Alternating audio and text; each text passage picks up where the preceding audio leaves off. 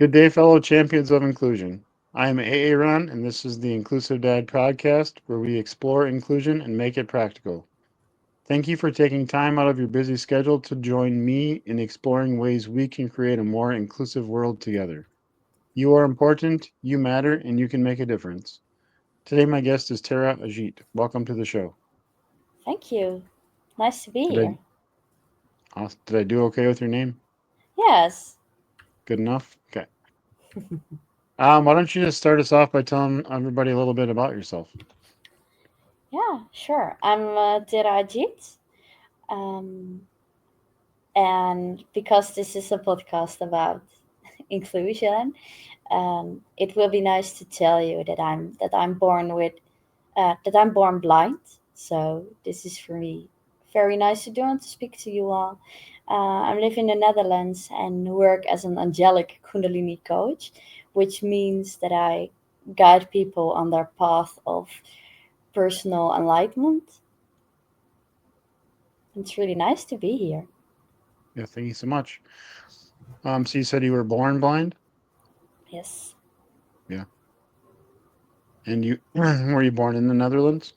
Yes, I'm born in the Netherlands. Live and born in the Netherlands. Yes. Born. Awesome. Usually I start off with what is your definition of inclusion? That's a good question. An interesting question, open for many answers. For me, the definition of inclusion is that we think in terms of what can you do and what is your way to go, and not in what how others do it. Yeah. So for me, inclusion is what works for me. Maybe it does not work for you, but it works for me, and it's my way. It's the way that I walk, and I think that can be really good combined in organizations, but also in daily life, in a family.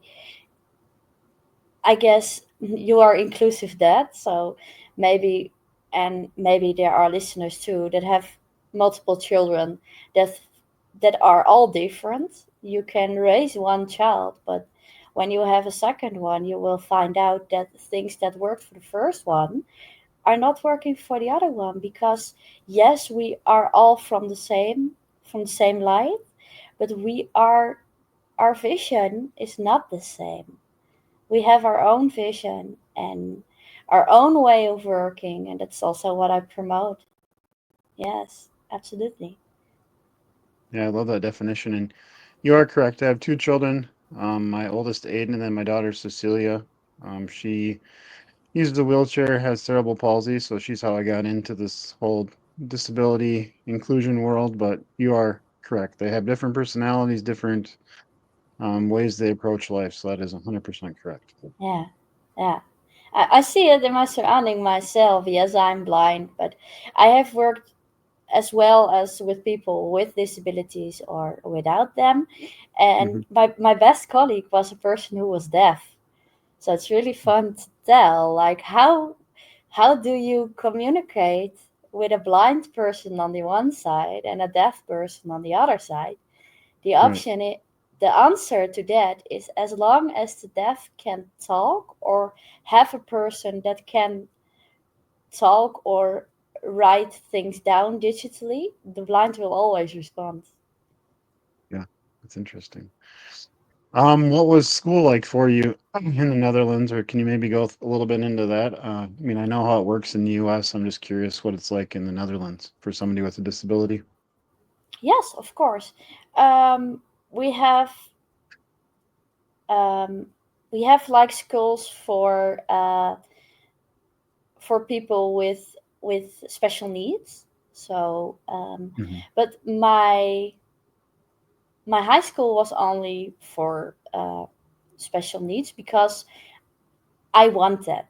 I was really, really straight, really clear on I want to do high school with other people who are the same as me. I thought that perspective of in the Netherlands you are like 12 when you go to high school. Perspective of 12-year-old. Um, and in middle school and lower school, I've got really confronted with bullying, and children clear are really clear on what they want, especially the younger children. And if something is weird for them, they will express that. They will say that. Even my younger cousins did that when they were younger. Like, why do you have glasses? Why do you not see? Like, Hmm. and that was also my experience at school, was that there were children that found it strange, like a blind girl in their class. And it was really in the time where mobile phones were becoming big, and that was at the first place not for me, because it was all visual.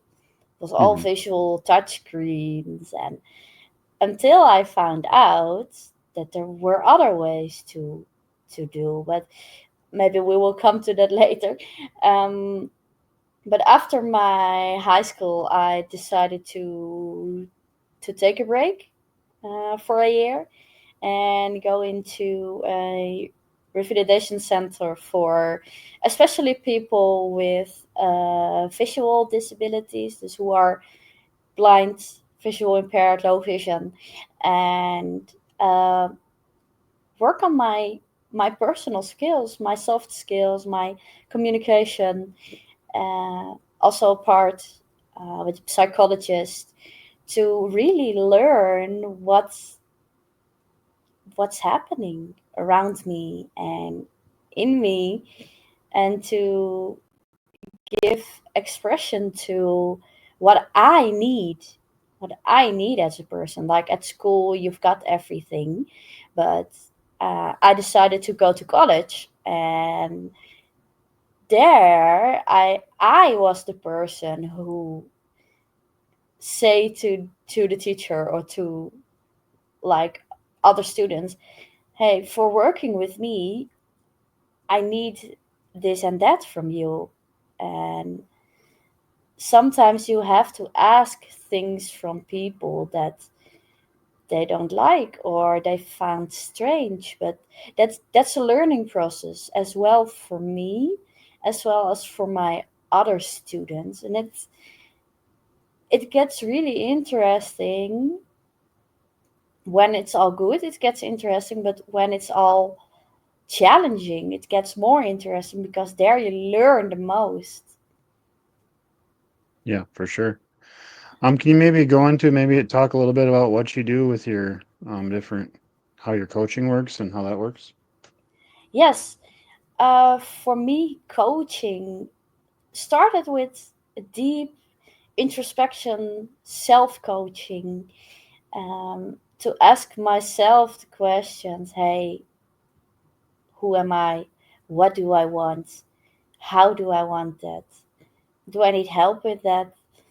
By introspection and really attracting people that are working with coaches.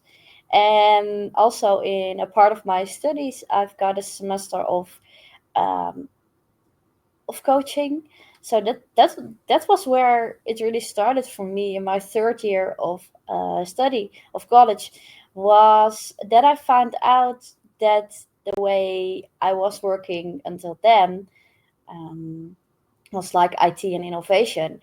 I was more interested in people work, Hmm. like communicating, talking with them. And I really could remember situations where people came to me, was like, oh, I have this and this situation. What do I need to do?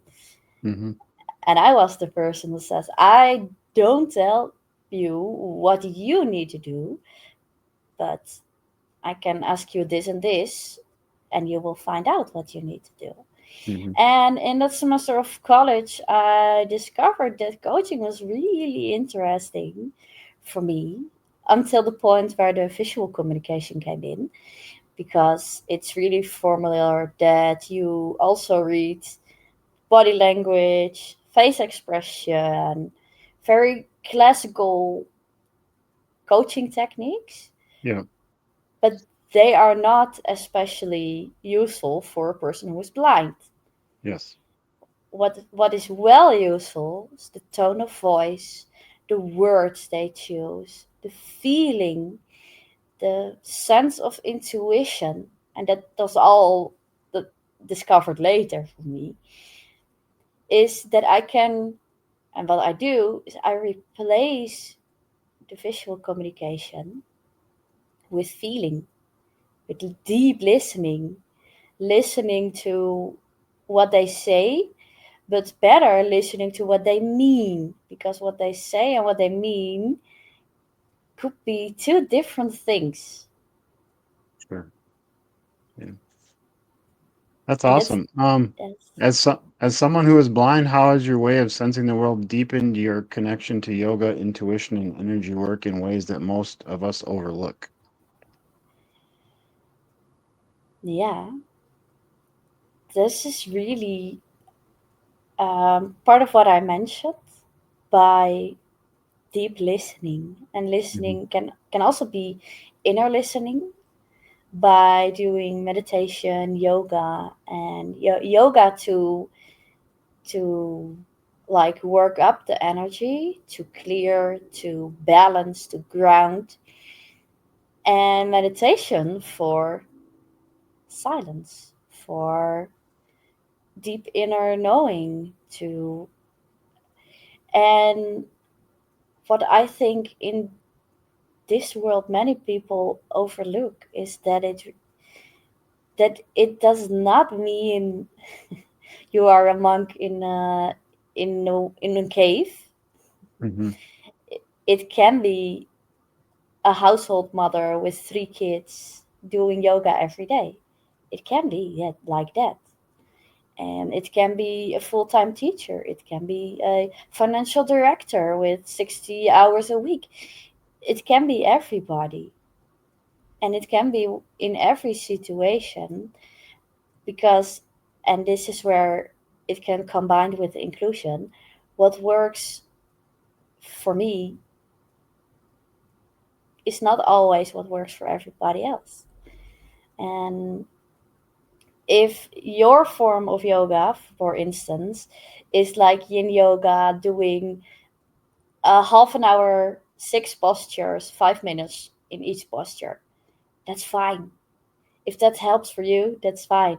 If it's for me, Kundalini yoga, like 30 minutes, 10 exercises, 3 minutes each, going very dynamic, that's also fine.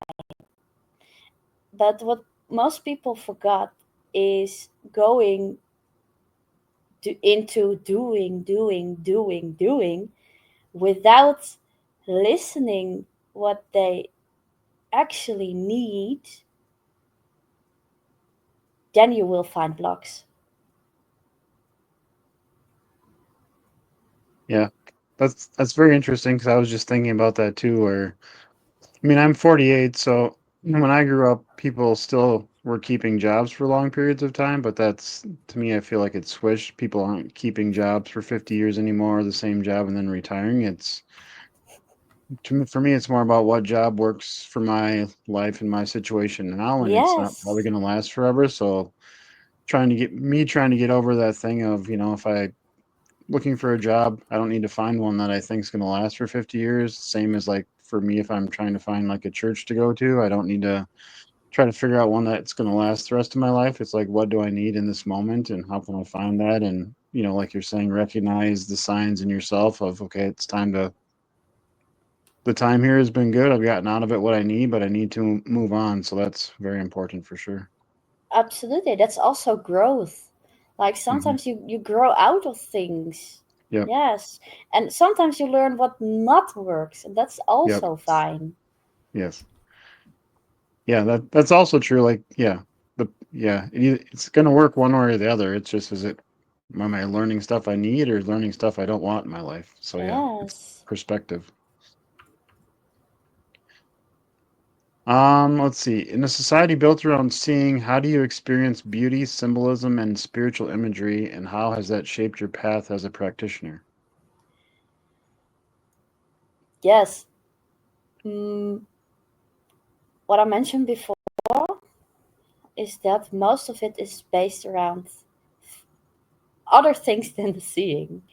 Hmm. It's like hearing, it's feeling, and spiritual symbolism can be as simple as seeing 11:11 on the clock, or hearing it because I listen to my phone or my Yeah. watch. Yeah, can be as easy as that. Or shuffling my Spotify, and the first song that came up is exactly one that I thought about listening. That kind of things are for me spiritual.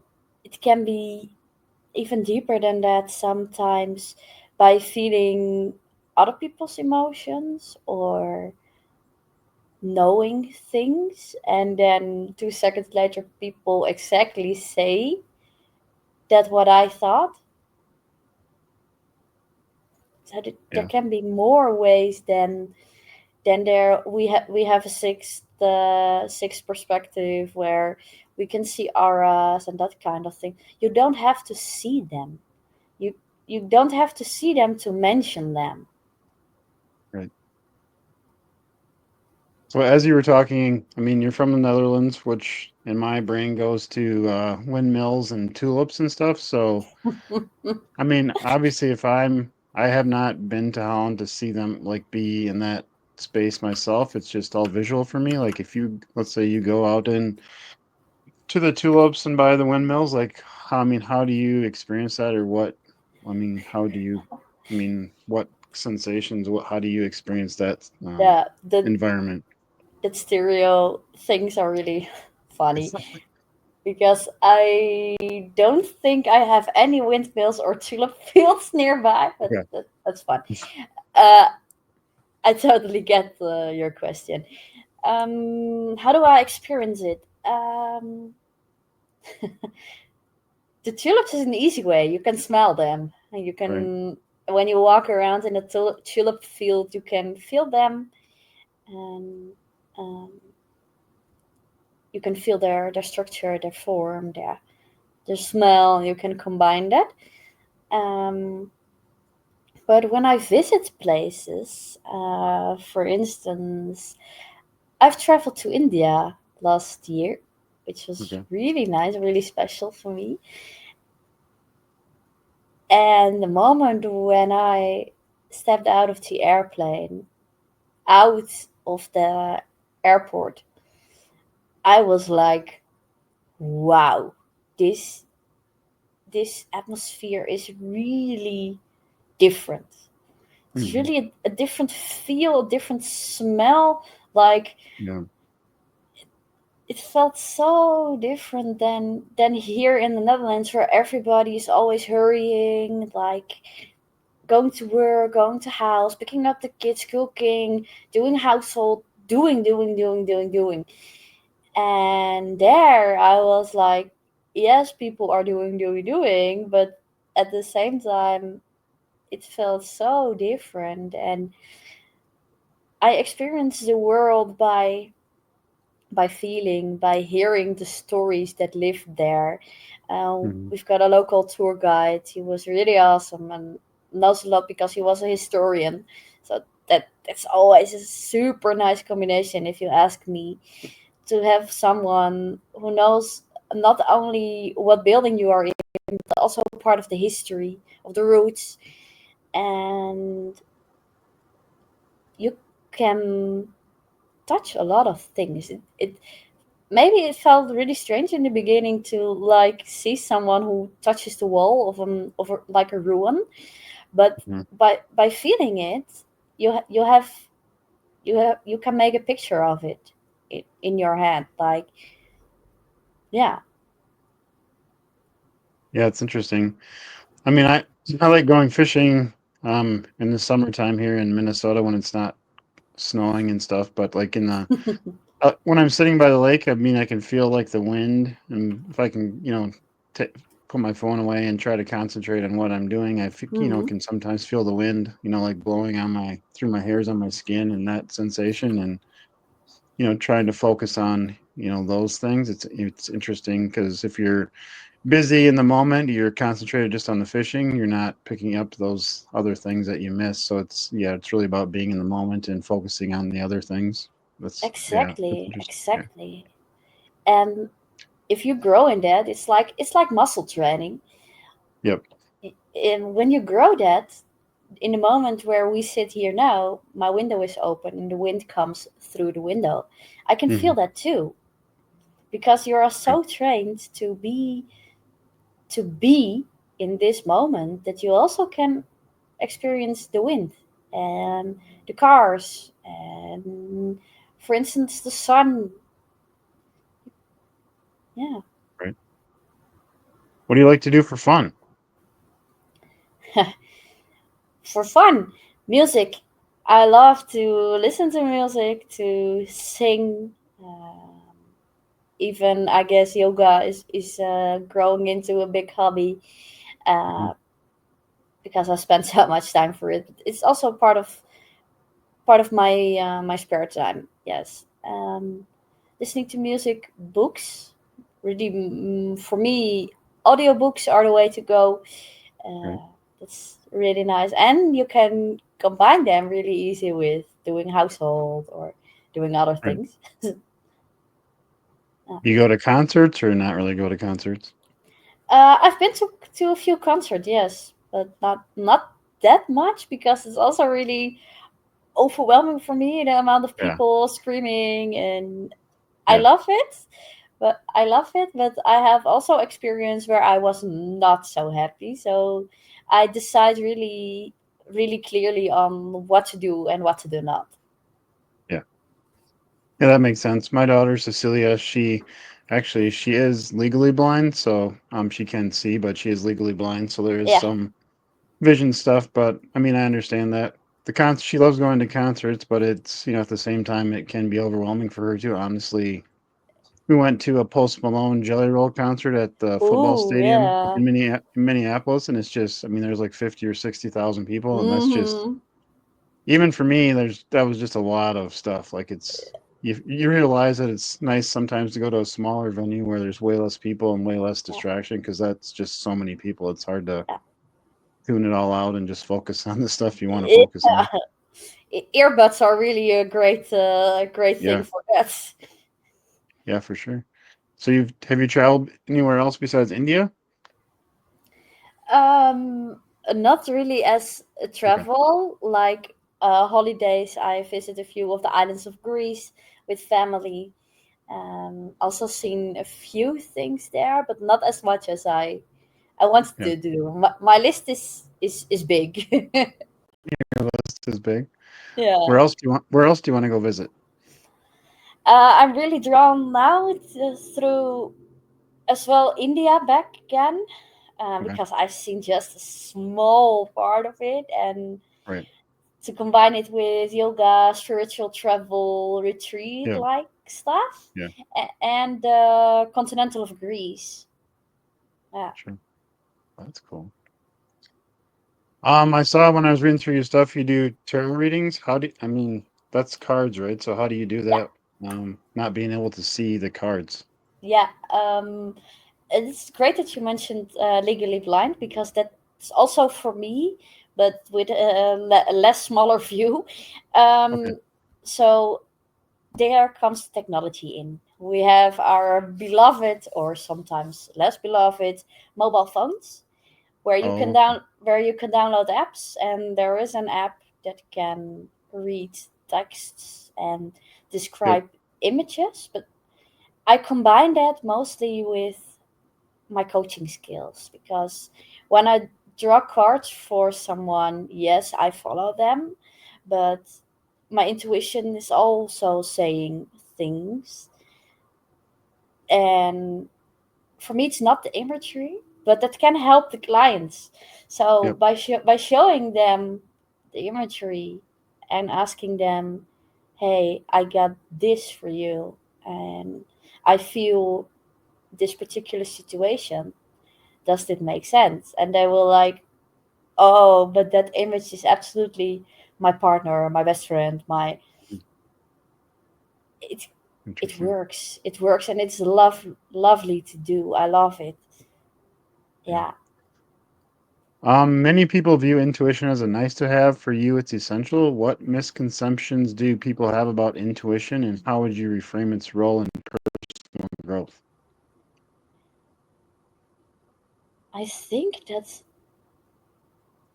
people think about intuition as like a strictly spiritual thing, that it's like not down to earth, you are flying, you're, you know, all Right. the stigma perspectives. Hmm. And for me it's essential because I use it so much in every day in everything that I do, also in this conversation here. um, and what people miss is the connection, the part of connection with yourself, because it's part of me.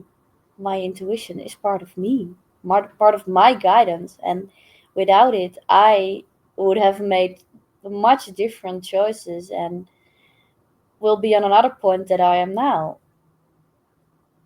Yeah. So please, if you hesitate to do something with it, it's as easy as sitting with it, or feeling emotions, or having like standing on a decision point and really feeling that one choice is better for you, but you want to make the other choice because that's more realistic. That's your mind who's trying to trick you in. Mhm. Yeah.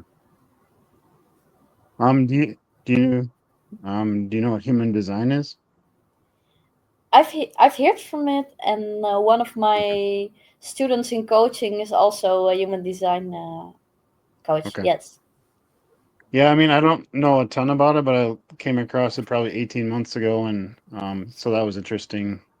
Some of that stuff, and they talk about intuition or I'm a splenic projector, so it's my stuff's like a hit, like it just hits me now, and I get go with it. Whereas, different people have to think it through maybe or different things. Mm-hmm. So it's interesting learning. Nope, that and there's nothing wrong with me. That's just how my body and my person's set Oh, up to work. So kind I mean, it's nice absolutely. nice to know that. That's also a stereo thing. There is nothing wrong with you, with Yep, nobody. yep. Yeah, Absolutely.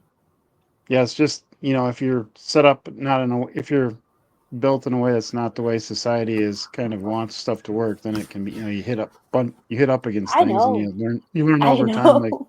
those things and it's not right. So yeah, it's nice to or you look and it's like, oh, that's why I do that thing. That's just the way I am. It's not like a It's it's it's it's a just the way it it's a works. confirmation from something Yes, you already knew, but your mind doesn't need that confirmation because right.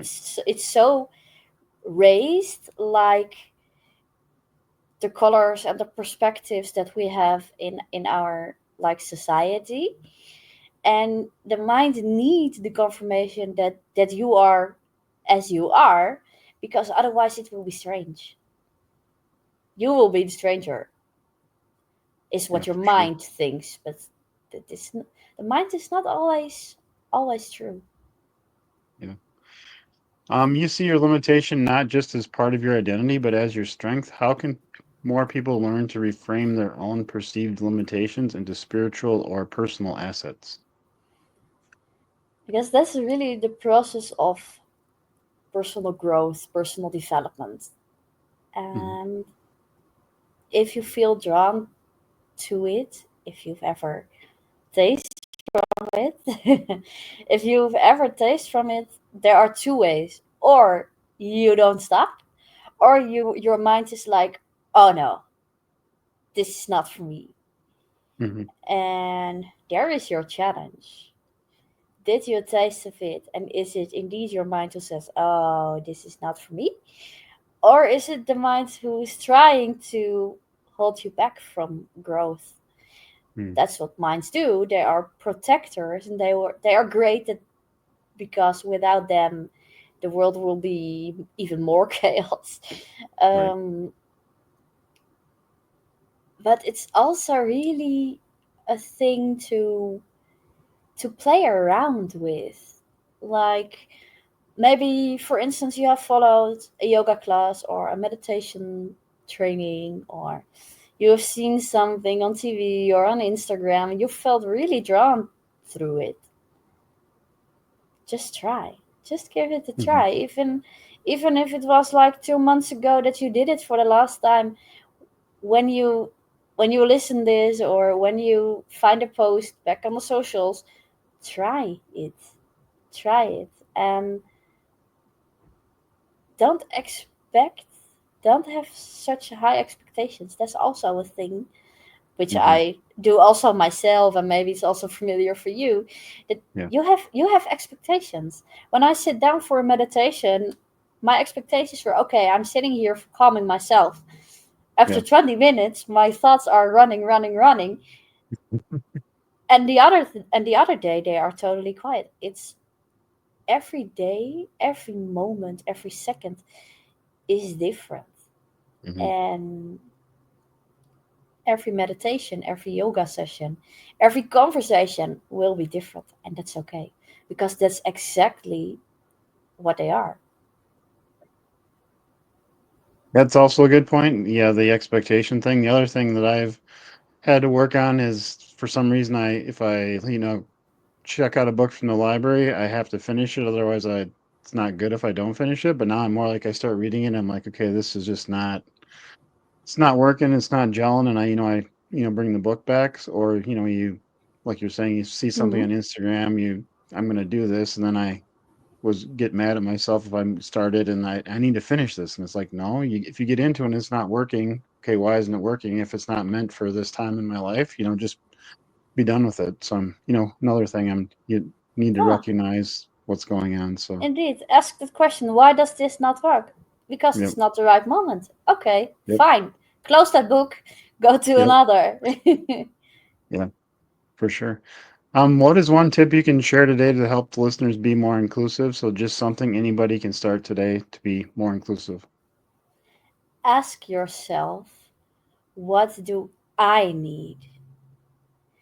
And if you say something to other people, or if you bump into them at the work floor or at the market and you see them struggling, ask, what do you need?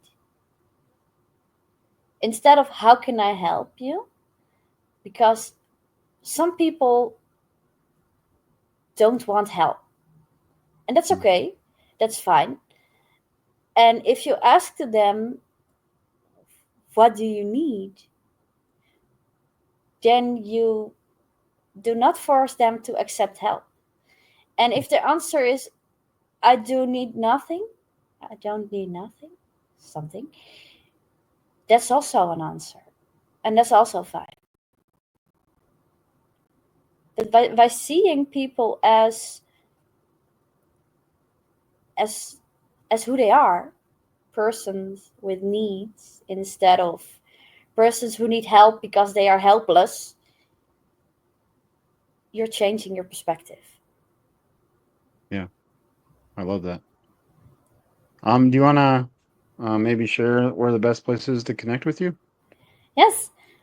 Um, if you want, if you feel called to, you can visit my website, teraajit.com.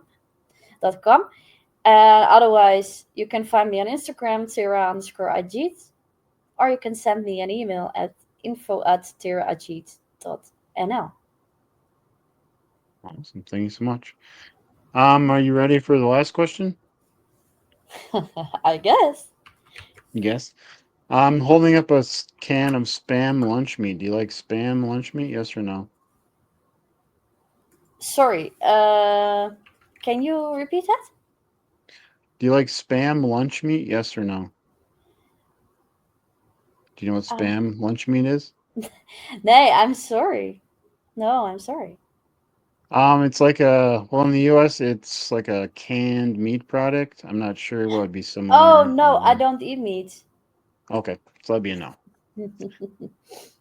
Yeah, I live in Minnesota, near Austin, Minnesota, where they make spam and where the spam museum's located. So I just have been asking all my guests, sorry, if they like it or not.